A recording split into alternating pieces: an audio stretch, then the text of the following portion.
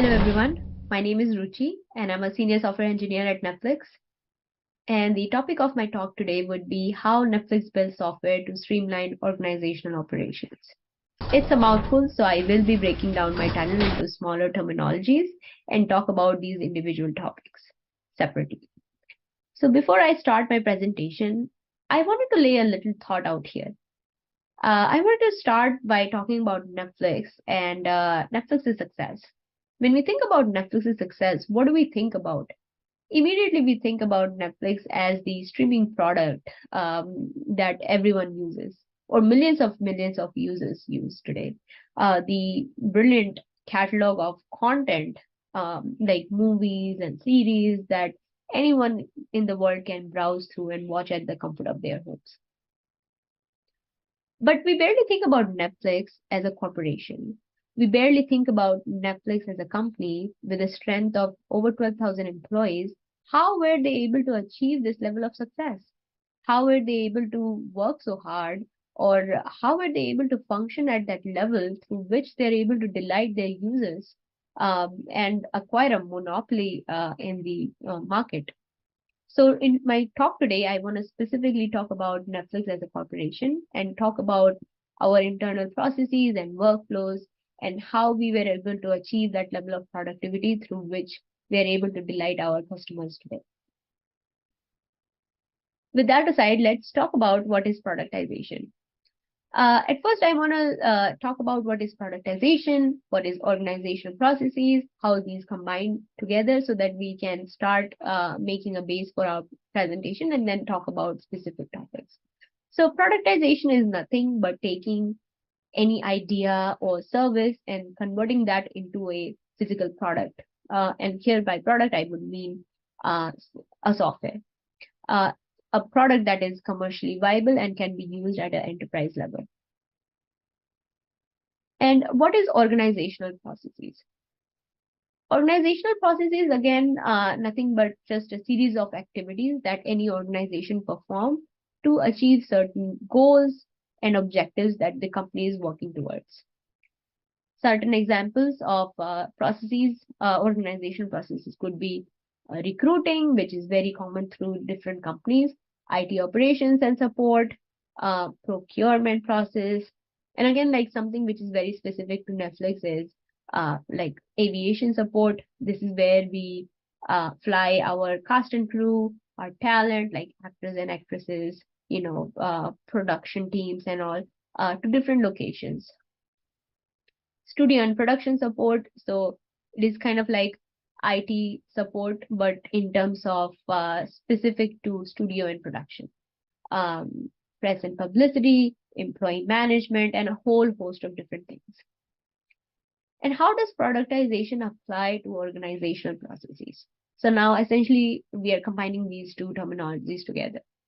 In terms of productization and organizational processes, essentially what we mean is taking those organizational processes we just talked about and converting those into products. So essentially automating those processes from manual interventions to automated workflows. And these workflows, when they are automated and converted into proper products, can be reused across the company. They can also be scaled as the company grows throughout the years.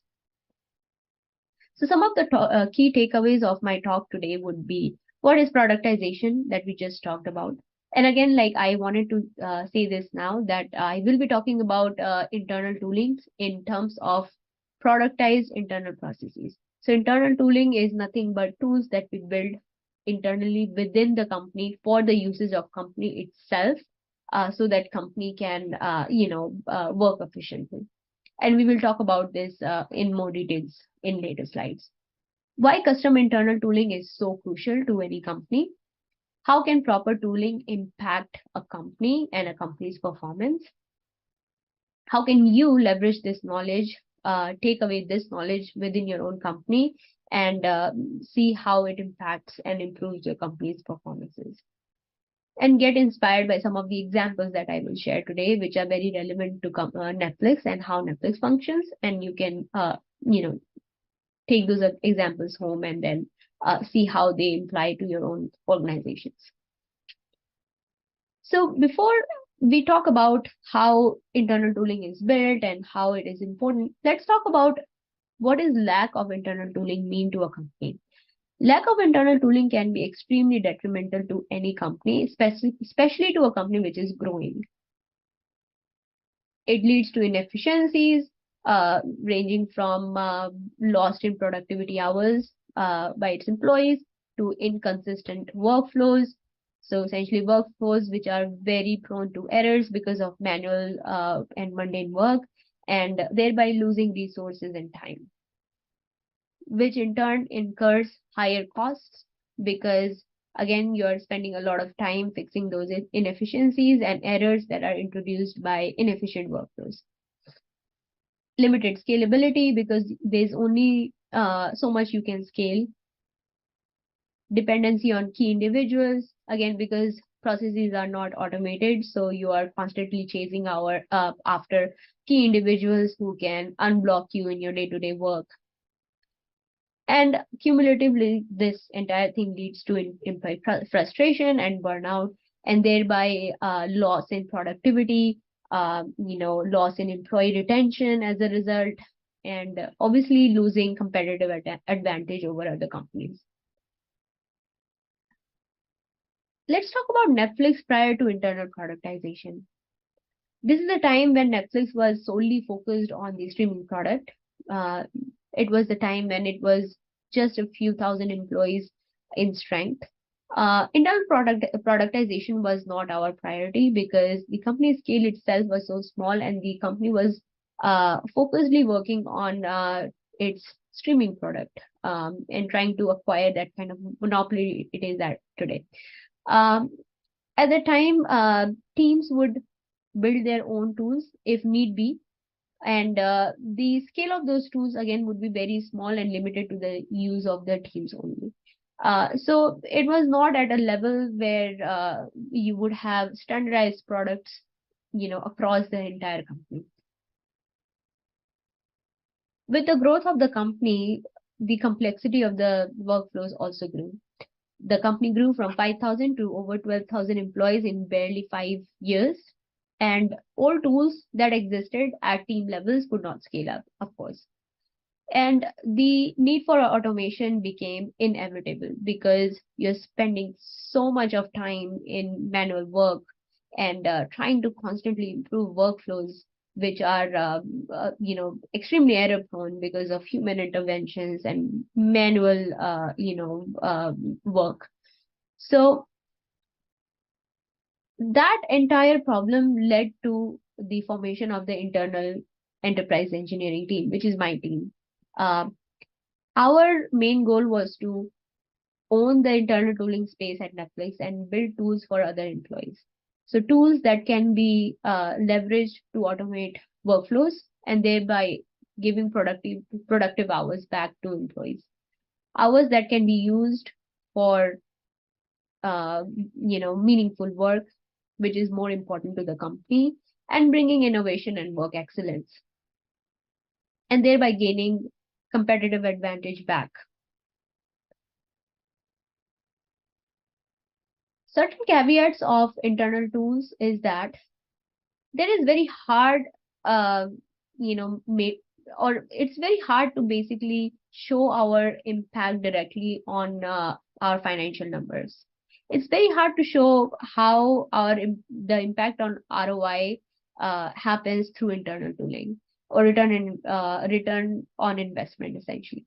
Uh, it is because internal tools are not working towards external customers. It's not letting company gain customers essentially over the services which it offers. But it's essentially just so that the internal processes and internal workflows are improved so much that the employees can actually work on things which are important to the company. So how do we measure that? How do we measure the success of our team? One essential criteria through which we measure our success is by productive hours that are given back to the employees. How much productivity we are able to save for employees so that they are able to take those hours and work on the main objective of the entire company. So let's see some statistics which are very specific to Netflix. And these are some of the projects that I will talk about through which we have been able to save millions and millions of dollars. So first one is this universal search. You can think about it as Google search, but only at the scale of the company. Prior to the introduction of this tool, 20% of employee time, which is roughly around 416 hours per employee, was lost in searching for information. When you combine those hours and multiply by the number of employees, it becomes 4.16 million hours across the global workforce. And that converts to hundreds and millions of dollars in annual savings. Travel and aviation, which is where a lot of manual management and coordination across different cast and crews, who's flying where, those sort of things was automated. We were able to save millions and millions of dollars over here also. Employee support, this is essentially operations and IT support. So around 150K tickets are raised, or 150K support tickets are raised every year by employees within the company. And these are other colleagues of ours who provide IT support, and they're dealing with this scale of tickets every single year. And these are all manual, work that the IT support people are doing, which can easily be automated, because a lot of these queries are very similar and same, and there's a lot of opportunity through which we can save the company hundreds and millions of dollars by saving those hours per employees. Let's talk about internal tools development process. It's a little bit different from our general software development processes, which we do towards the services and the services that any company offer externally. So for internal tools, the timelines are very stringent because the requirements are very pressing and they are very immediate. So our timelines are extremely and incredibly short. Our stakeholders are, as a result, very impatient. These are colleagues and peers that we work on a day-to-day basis. And the requirement, again, is so stringent and so urgent that it leads to a lot of impatience from other stakeholders. Very short SLAs. So the pressure to deliver the product is very, very high. You can see. Less process-oriented development. This is very specific to Netflix. Netflix is very anti, processes, not essentially anti-processes again, but very anti-heavy processes. Netflix's main agenda is to give the employees freedom and responsibility, and give the employees a lot of autonomy, and not stand in their ways through processes or introduction of heavy processes through which it will lead to loss in work excellence, essentially. Direct interaction with our stakeholders, because these are other colleagues and peers that we work with, and we are working towards improving their workflows. So we interact with them directly, as opposed to other companies where your stakeholders are external to the company. You don't have exposure to them. It's like a central team of product managers who interact with them, and engineers are layered within those processes. Continuous development, iteration, and deployment. This is again very specific to our team, because we interact closely with stakeholders. We gain feedback very early on, so it's very easy for us to go back, fix those things, or based on the feedbacks that are gathered, and immediately deploy. Data is extremely important. We gather hundreds and hundreds of data metrics across each project. We learn from that data, derive meaning, and go back and use that meaning and fix those things within the tools, and improve our tools as a result. And our development teams are extremely lean. You can think about 1 or 2 employee at max per project. So you can think about, how each engineer would be dealing with multiple different projects at any point in time. It might be just one project that they are actively working on the development of, but you are providing support and maintenance for different tools at the same time. Custom internal tools that we've developed at Netflix. These are certain good examples that you can take back and apply in your own organizations. Bots to streamline support and help channels. For IT support and operations, it's very easy to introduce bots that can learn from past interactions between support people and employees and see like a trend of questions that arise, learn from that, and then further take over the automation of those similar questions if they come or arise in future. Universal search. This is extremely important. We did not realize the importance of this process where employees are spending so much time and losing so much time in looking for information across the company. These are information that are embedded within like different documents, different other different informations, and it's very hard to find it. So an introduction of federated centralized search improves that experience vastly. Employee feedback tool, very crucial to Netflix because our culture is heavily reliant on gathering feedback and giving feedback to each other as employees. So this tool helps us learn from other employees, see where we stand, gain feedback on our own work style, on our own existence within the company itself, and thereby improving ourselves as well.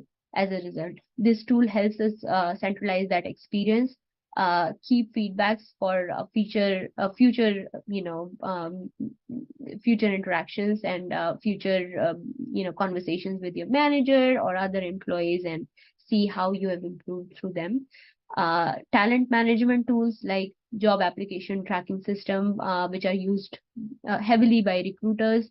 Salary data collection, very specific to Netflix, where we built our own salary data collection tool so that managers can go see what the top of market is offered for each employee roles and responsibilities, and thereby promising employees give that they will get top of market compensation. And it is also very relevant to Netflix. They can search that data. It's obviously done through various different avenues, which are done by recruiters and data that is collected through other resources. But it's a tool that's very, very easy to use and helps with compensation cycles. Travel management and air shuttle that we talked about.